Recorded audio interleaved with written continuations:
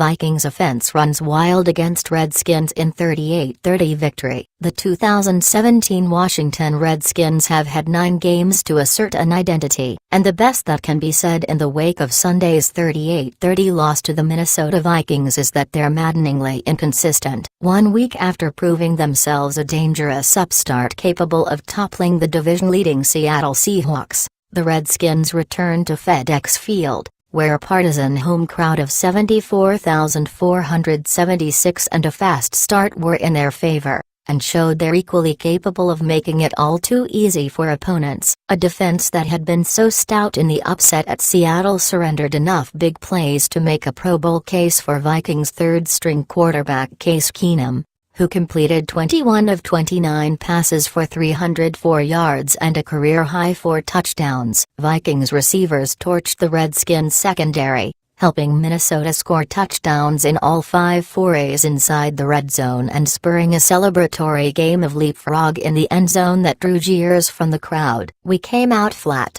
Redskins cornerback Boshad Breeland said bluntly. "We came out flat. They came with energy," said a frustrated Ryan Kerrigan. "It's like you're watching 2 different teams. We go out there in Seattle and play 89 plays and give up 12 points, and this week we give up 28 before the half. We've got to find some sort of consistency and be able to make those types of performances like we had against Seattle a weekly thing. Our offense scored 30 points. And that should be more than enough to win a football game." The loss dropped the Redskins to 4-5 heading into next week's game at NFC South, leading New Orleans 7-2. But the fault wasn't the defense's alone. The offense left far too many points unscored, coming away with touchdowns just twice in 4 trips inside the 20. After letting a 17-14 lead turn into an 18-point deficit in a disastrous 5-minute span to close the first half, the Redskins clawed back,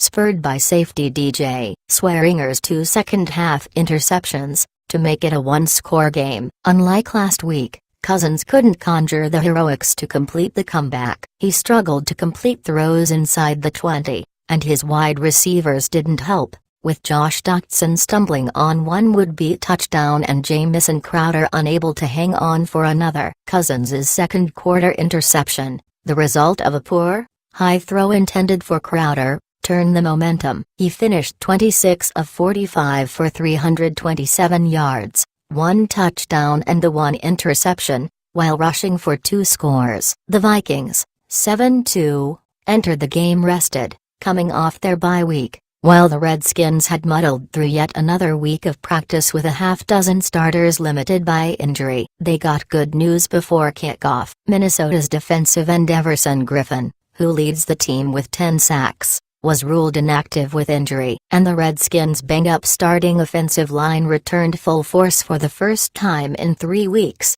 sloughing off a litany of shoulder, knee and ankle injuries in hopes of giving their team a chance to pull off a second consecutive upset of an NFC division leader. Afterward, each lineman moved slowly and gingerly in the locker room, as if each step were a burden. But their protection and presence had made a difference. Cousins was sacked just once, compared with 6 times the previous week, and Redskins backs gained 81 yards against the NFL's 3rd-ranked rushing defense. The game started favorably for the Redskins. They breezed down the field on their opening drive and capped the series with a terrific, one-handed, 36-yard touchdown catch by Morris Harris, who had been elevated from the practice squad just 24 hours earlier. The Vikings responded quickly, with Keenum hitting wide receiver Stephon Diggs, a standout at Good Counsel and Maryland, for the first of several deep throws. Running back Latavius Murray carried the final yard to knot it at 7. After the teams traded punts,